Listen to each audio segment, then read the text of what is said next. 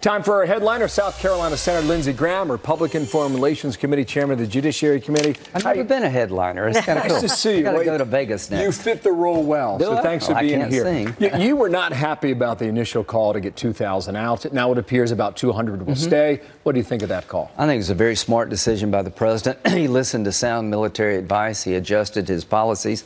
The goal is to make sure ISIS doesn't come back. If we'd have kept troops in Iraq, we would never had ISIS. Now that the caliphate's destroyed, and it really has been destroyed, congratulations, Mr. President, on making that happen, this 200 will attract probably 1,000 Europeans. You've got to remember, thousands of Europeans were killed by ISIS fighters coming from Syria into Europe. So now the burden falls on Europe. 80% of the operation should be European, maybe 20% us. We're flipping the responsibilities. Great decision by the president to make sure ISIS doesn't come back, Iran doesn't fill in the vacuum, and you don't have a war between the Turkey and the Kurds who helped us. But in December, he didn't see it that way. You spoke to him last night. Well, what changed his mind? I've spoken to him continuously. I said, Mr. President, you deserve a lot of credit for destroying the caliphate, but we need an insurance policy to make sure they don't come back. And the Kurds who helped us, in the eyes of Turkey, the YPG Kurds are part of the PKK. We need a buffer zone between Turkey and the Syrian Democratic Forces so they don't go to war. You don't want to end one war and start another. We want to make sure ISIS never comes back, and Iran cannot get these oil fields that are in Syria. So by having a small U.S. presence, we'll attract a lot of Europeans. It's time for the Europeans to take the lead here, and that's what this plan's about, is to put them in the lead with our help. This decision comes on the heels of a meeting with Erdogan. Was something discussed in that changed his mind as well? Well, I went to Turkey, and I told Erdogan, you're not going into Syria. If you go into Syria, you're going to create a war between the Arabs, the Kurds, and the Christians inside Syria. They don't want Turkish troops coming in. The best thing we can do to help Turkey, and they have a legitimate national security concern, is a safe zone where the West, NATO plus 200 of us, will keep the parties apart, watch ISIS, and make sure the Iranians with the Russians and Assad do not come in and take the oil. This is a very good plan. Trump deserves credit for using a small American force of 2,700. We've lost 8 people in the last 3 years. God bless the 8. But this is the most successful model since 9/11. Indigenous forces, Kurds and Arabs doing the fighting with our help. This has worked, and I'm so glad we've adjusted. Had he not gone the way he did in December, you think James Mattis would still have a job? I don't know, but I know that when Mattis left, we accelerated the effort to destroy the caliphate. I really like General Mattis, but it was time to get somebody new.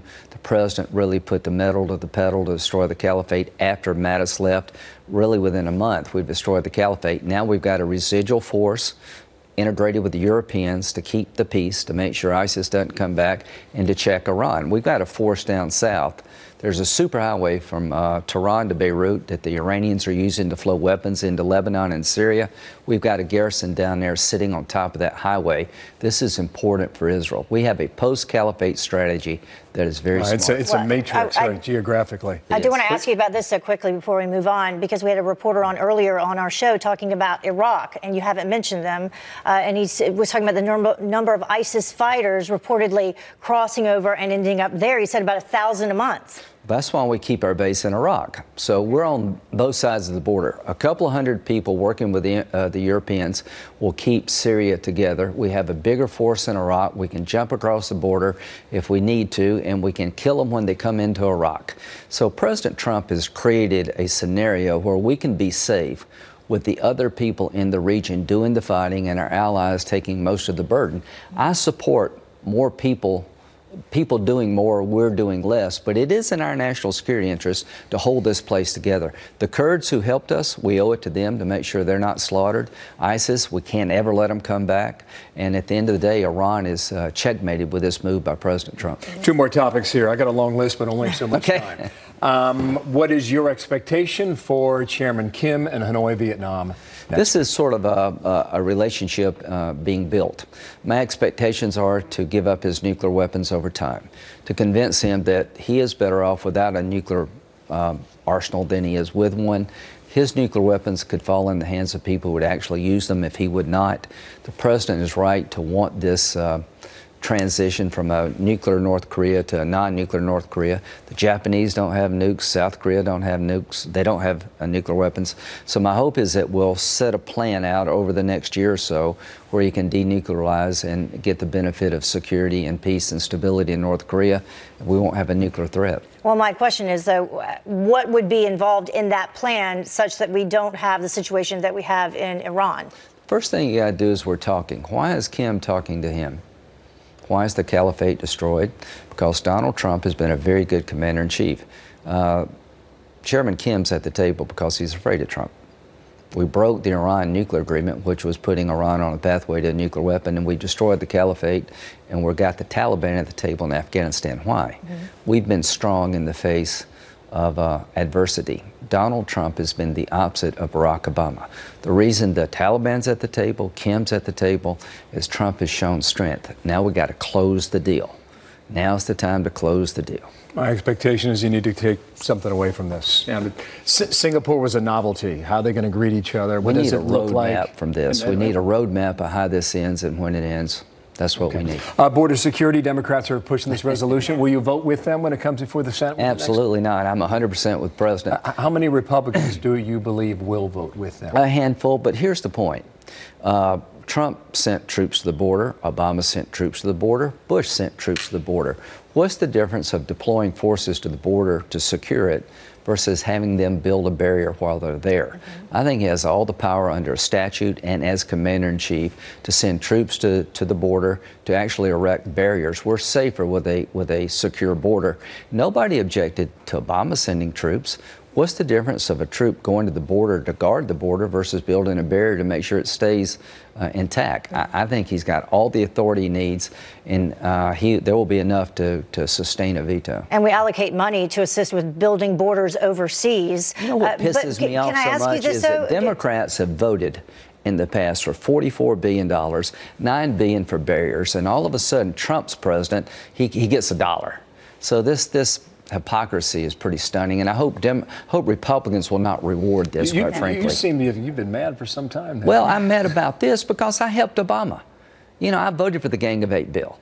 I've sat down with Democrats to try to solve this problem on a Democrat's watch. Nobody suggested we did not need to secure the border. Nobody suggested this was a manufactured crisis on Obama's watch.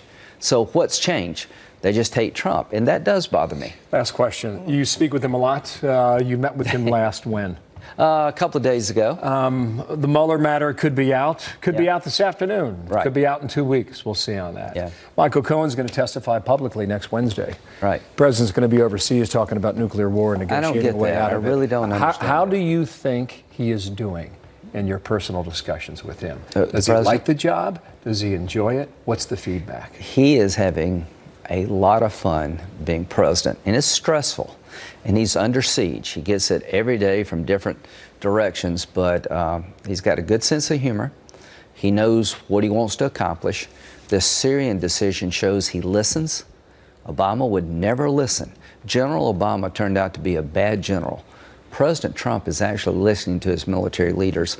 Yeah, does he think they've taken a wrecking ball to his life? Yeah. Has it deterred him from being a focused president? No. Our economy is humming. Our military is stronger. Our enemies are on their back foot. I'm very pleased with what the president's doing, and I think the Mueller investigation will result in no evidence of collusion between Trump and the Russians. I really believe that. Thank you, sir. Good to see you. Thanks, guys. Senator Lindsey Graham. I'll be in Reno next week. See you then. You're a pretty good headliner. Come on back, all right? Thanks.